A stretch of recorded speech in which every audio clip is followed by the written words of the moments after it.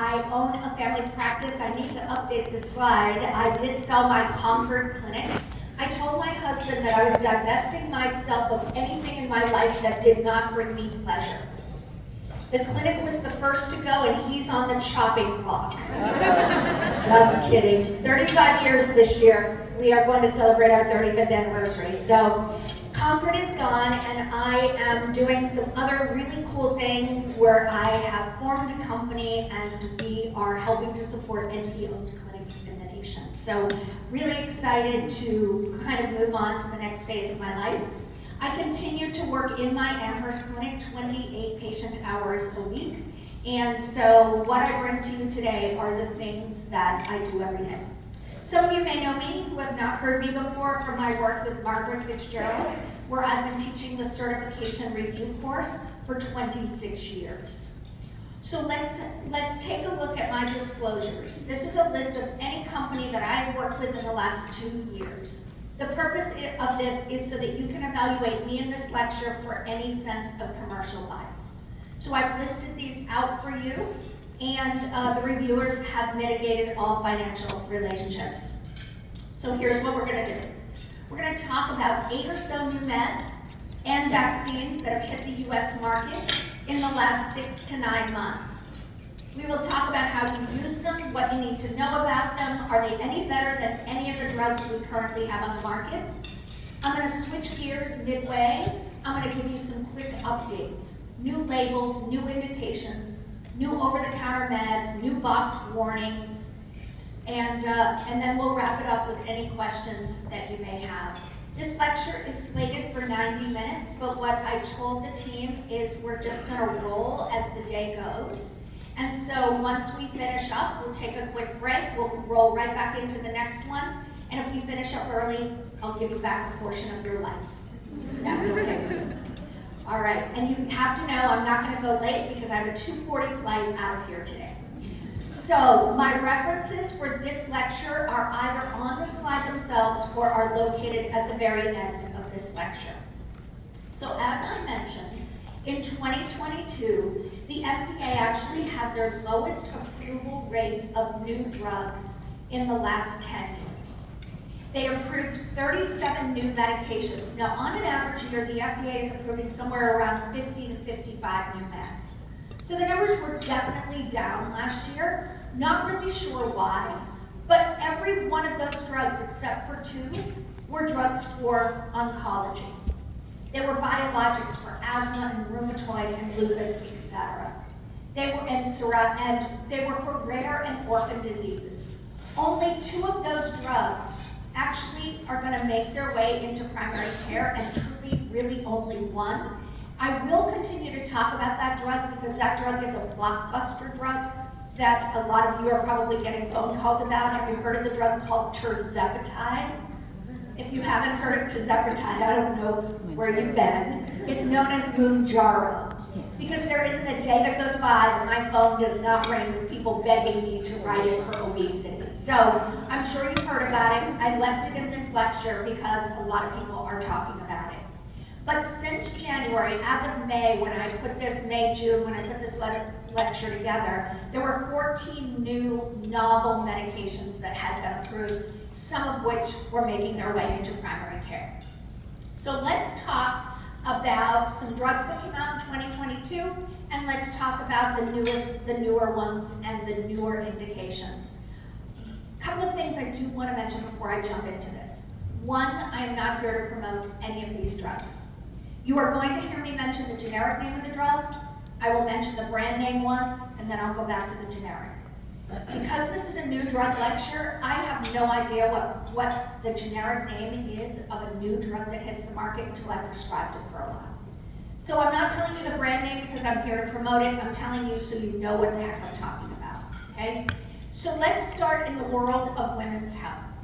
Now, ibrexafungerp has been on the market now a little over a year. But the reason I left this drug in here is because it also has a new indication that came out within the last 6 or so months. So ibrexafungerp is brand name Brexafemme, and it's an antifungal indicated for adults and postmenarchal females who have a vulvovaginal candidiasis. So it's to treat yeast infections in adolescents who have had their menses, who have started their menses, and adults as well. But it's also now indicated for folks who have recurrent candidiasis. One of the studies that is ongoing with this drug is, can this drug be used in patients that are on SGLT2Is?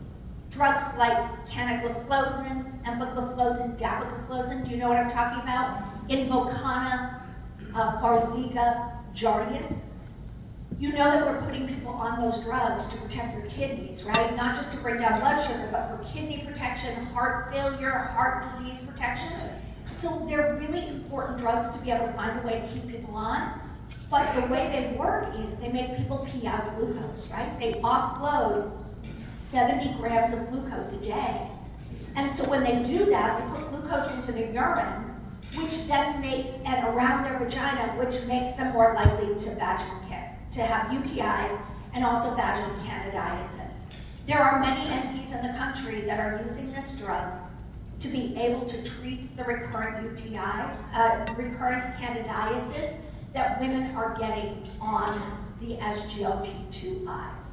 Now I have to tell you, it goes against every grain of everything in my body to give someone a drug to treat a side effect of another drug that they're taking. But at the end of the day, when that drug can protect their kidneys or protect their heart failure, I think that we have to kind of, think, is it worth it? So it has two indications, acute and prevention. It works differently than a lot of our antifungals in that it interferes with what's called glucan synthase.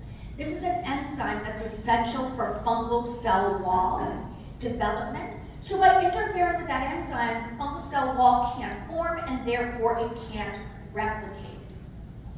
It has activity against multiple strains of Candida, including what we call the antifungal resistant strains.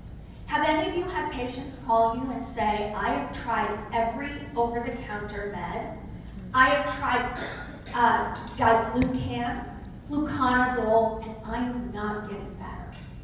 We are seeing, just like in the world of antimicrobials, that the funguses, particularly Candida, are developing resistance as well. So this product has been shown to have in vitro activity against those antifungal strains. So folks, I suspect this is where you're going to position it. Because when I show you the price and I show you the cost of treating your yeast infection, you will probably become sinkable. So this is not something you're going to use out of the gate for someone with a straight old yeast infection. You're going to probably position this in people who are either recurring or in people who are failing all of the treatments. So it's available in 150 milligram tablets. They take 2 pills twice a day, and they do it for 1 day only. So it is a 1-day treatment, 2 pills twice a day to give them a total of 600 milligrams.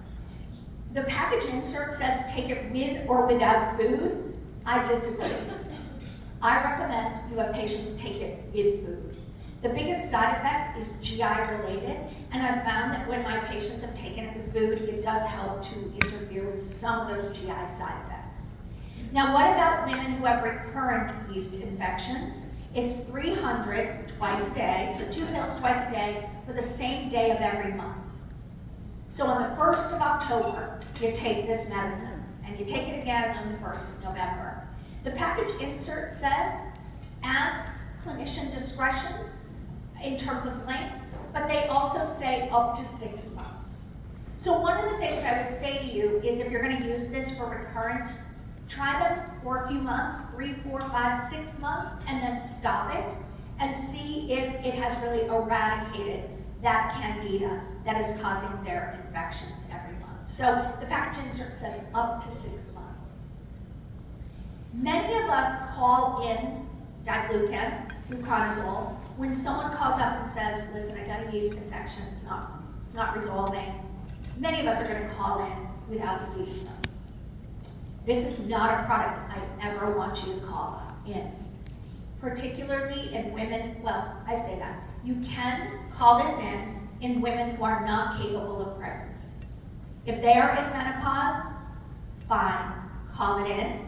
But if there is a chance that they could be pregnant, you want to bring them in and verify that they are not pregnant.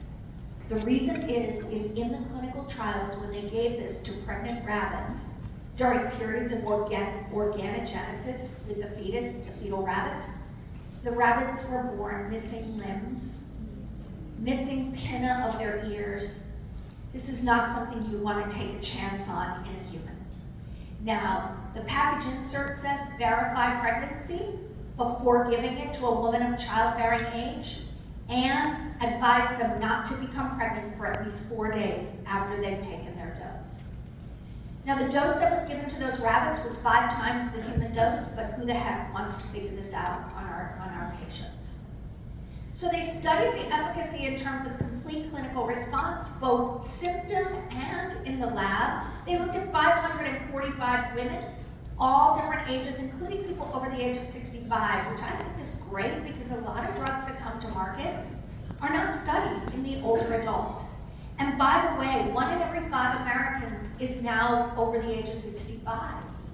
So it's really good to get some of these drugs to market that have had studies done on the older adult, because we metabolize drugs differently as we age. So this drug, like 60% of the prescription meds that you write, is a CYP3A4 substrate. It uses the 3A4 isyl enzyme for its metabolism.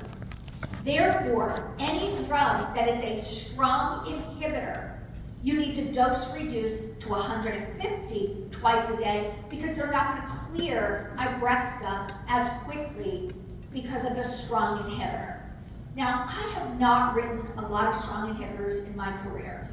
In general, I'm going to give you the 6 strong inhibitors that are used, that are the most commonly used. Itraconazole and ketoconazole. Itraconazole and ketoconazole are strong 3A4 inhibitors. Well, they're antifungals. You're probably not going to be using those in combination with this drug. Ritonavir and nalfinavir. Those are protease inhibitors for HIV. Clarithromycin and erythromycin. Biaxin and erythromycin, strong 3A4 inhibitors. So I've not written a lot of these drugs until the last 3 years. Are any of you writing the drug called ritonavir boosted nirmatrelvir? Its brand name is Paxlovid. Any of you writing Paxlovid for COVID? So ritonavir boosted nirm is Paxlovid, contains ritonavir, which has 650 drug interactions with Paxlovid.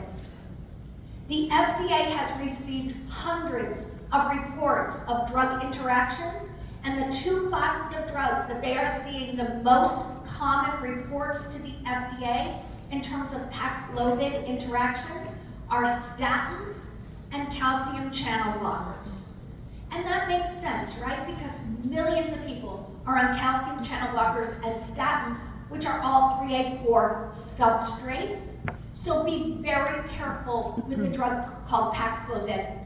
I had a woman come in who definitely needed it. High risk for COVID death, COVID hospitalization. She was on 11 medicines, 8 of which were psychiatric meds. And when I did a drug interaction, 5 of them needed to be discontinued. Like heck, am I going to stop 5 of your antipsychotics so that I can give you Paxlovid? So I ended up giving her molnupiravir because it's not as good, but it's better than 0. But there was just no way I could stop those medications on her. So you want to do a drug-to-drug interaction check and make sure that if you're using that drug, that you are not going to harm people. The big ones are atorvastatin and lovastatin, the 3A4 statins. Okay, so that was my little thing about the inhibitors. Now, strong to moderate inducers. Probably the best known inducer is St. John's wort. Hypericum is St. John's wort, sold over the counter. It's going to speed up the clearance of Ibrexa. Never been studied, but it may not work as well. The other one, if you have people on rifampin for tuberculosis, we use rifampin for some Lyme-related or some tick-borne-related diseases, but much of the rifampin is for tick-borne in my area and even tuberculosis. All right, So how efficacious was it? Bottom right-hand side of your slide, complete clinical response, placebo was 28 to 44%. Those are the numbers on the right. Efficacy of the drug was 50 to 63%, and both of them were statistically significant with pretty significant p-values. Many antifungals are known for their ability to prolong the QT. This was not seen in the clinical trials. And the biggest side effects, as you can see, is diarrhea, nausea, abdominal pain, and bankruptcy.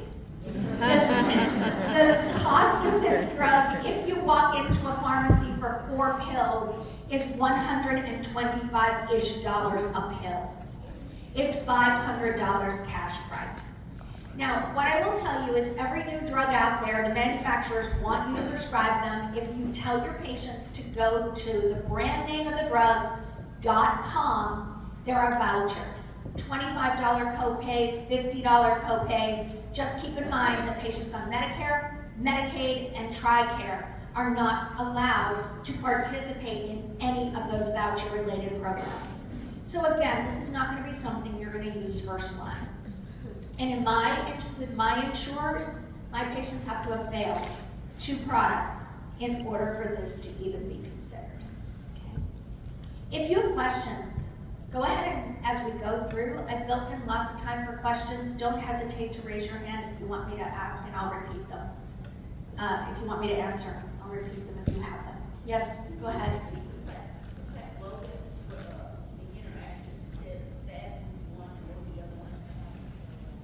So I said with Paxlovid, shout one more time.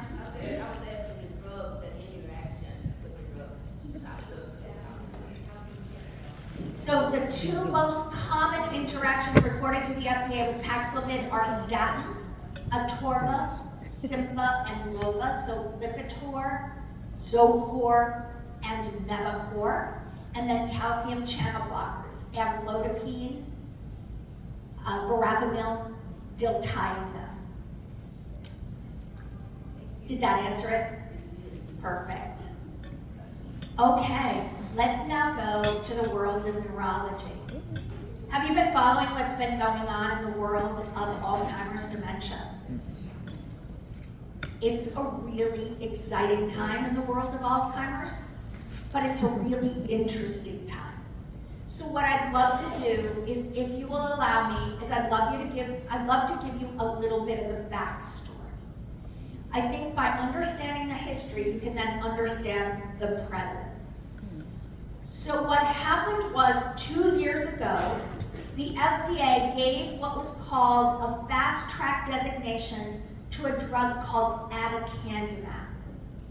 Aducanumab is sold as brand name Aduhelm. ADUHELM.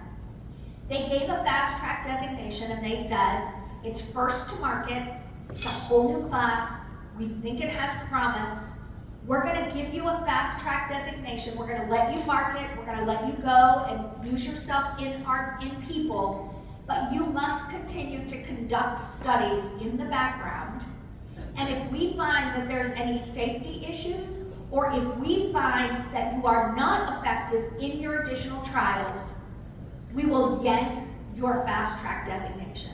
By the way, that's very similar to what the FDA did with the COVID vaccines and the COVID, all of them, but also some of the COVID treatments. Do you remember at the very beginning we were using all of these MAB products? Those were EUA approved, emergency use authorization, and then when they found that they didn't work anymore, they yanked the EUA, okay? So that's what happened with the drug called Aduhelm. Today, it continues to be a fast track designation only. It is not fully FDA approved. So store that in your memory bank for just a little bit.